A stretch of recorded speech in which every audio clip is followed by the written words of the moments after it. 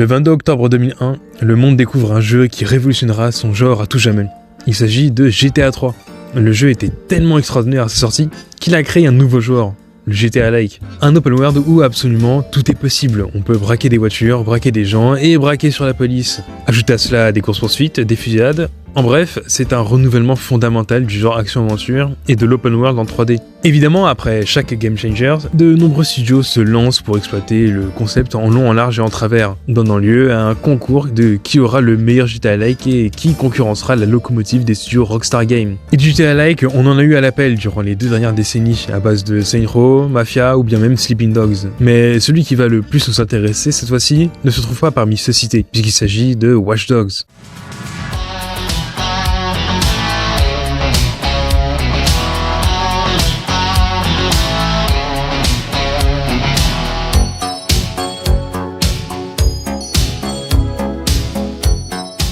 Le jeu est édité par Ubisoft et développé à partir de 2009 par Ubisoft Montréal, à qui l'on doit Splinter Cell, Prince of Persia et Assassin's Creed. Autant vous dire qu'en termes d'open world et infiltration, on est au bon endroit. Ces derniers seront rejoints en 2012 par les studios Ubisoft Réflexion, les mêmes qui ont travaillé sur Driver San Francisco, un jeu de course également en open world. En somme, tous les ingrédients sont présents pour faire un énorme jeu qui va marquer son époque comme l'avait fait un Assassin's Creed à une autre période. Surtout avec un nouveau moteur graphique dédié à Watch Dogs, le Disrupt Engine, initialement développé pour un futur opus de la franchise Driver. Opus qui ne verra jamais le jour, vous l'aurez compris.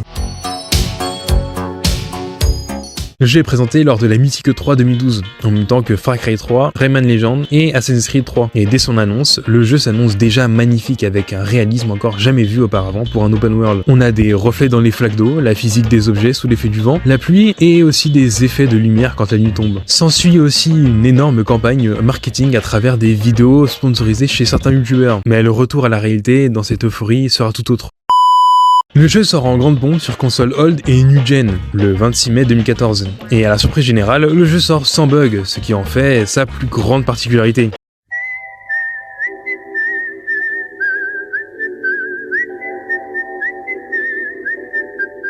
Une chose de plus en plus rare de nos jours, surtout venant du studio Ubisoft.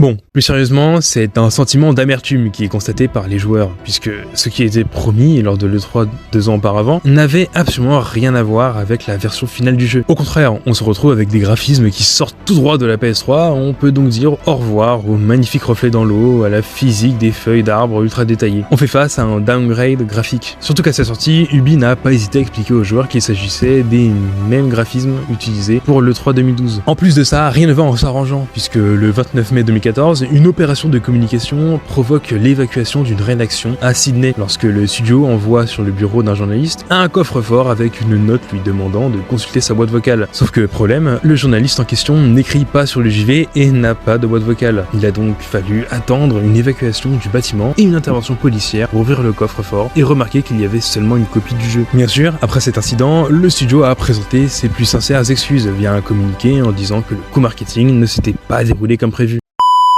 Mais Watch Dogs ne s'arrête pas uniquement aux downgrades graphiques et à des coups de com' ratés, car le jeu est doté d'un vrai scénario. C'est d'ailleurs ce qui en fait la première force du jeu. On incarne Hayden Pierce, un hacker professionnel à la recherche des responsables de la mort de sa nièce Lena, victime d'un accident de voiture provoqué par un gang de motards dirigé par Maurice Vega 2 ans auparavant. Après être tombé sur un fichier suspect au cours du piratage des comptes bancaires de l'hôtel Merlot à Chicago. On va donc devoir mener une enquête et remonter les différents gangs de la ville pour effectuer notre vendetta et se faire justice nous-mêmes, tout en voyant nos exploits relatés dans les médias.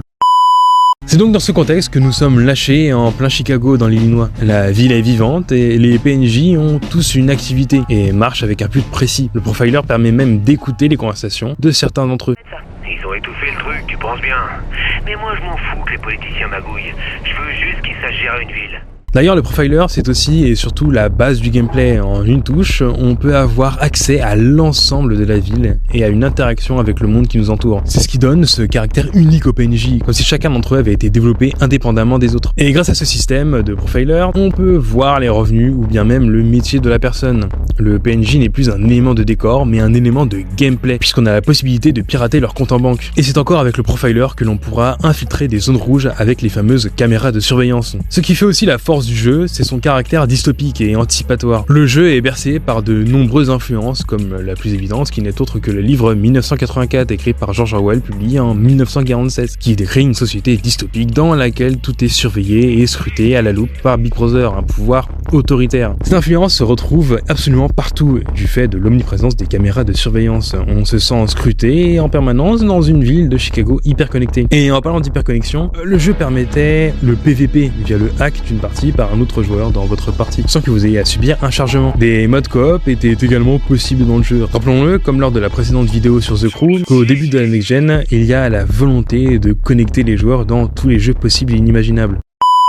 Le jeu est tout d'un GTA, mais n'en était pas un en réalité. Il utilise la morale dans son gameplay, une jauge allant de l'anarchiste au justicier. C'est-à-dire que plus on commet de délits, comme tuer des civils, des flics, plus la réputation baisse. Ce qui fait que lorsque vous commettez un crime, il est fort probable qu'un PNJ appelle la police et que vous soyez poursuivi par cette dernière. Et je peux vous assurer que si vous êtes dans cette partie, vous avez intérêt à empêcher les crimes pour pouvoir remonter votre réputation, sinon cela risque d'être un enfer pour profiter pleinement du jeu. En revanche, si vous ne faites pas de vagues et que vous empêchez des crimes, vous allez devenir le héros de la ville. Même le regard des PNJ ne sera pas le même.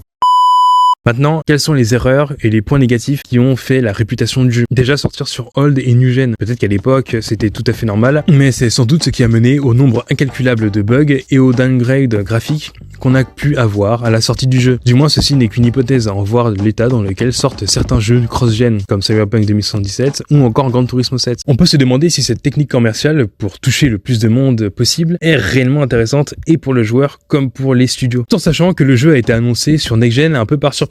Le développement ayant pris du retard, le studio décide de faire de Watch Dogs un des premiers jeux Ubisoft pour les consoles New Gen, sorti en novembre 2013. Sauf que, petit bémol, le jeu sera à nouveau reporté, tout sa sortie en mai 2014. En plus de ça, on ajoutera la conduite qui a valu de nombreuses critiques sur le jeu, en sachant que le moteur graphique était fait pour un futur potentiel jeu. Même si avec un peu de recul, c'est sans doute le Watch Dogs avec la meilleure conduite, surtout quand on voit celle du deuxième opus et de Légion, ou bien même d'un GTA V, qui elle ressemble vraiment à des planches de surf lancées sur du bitume.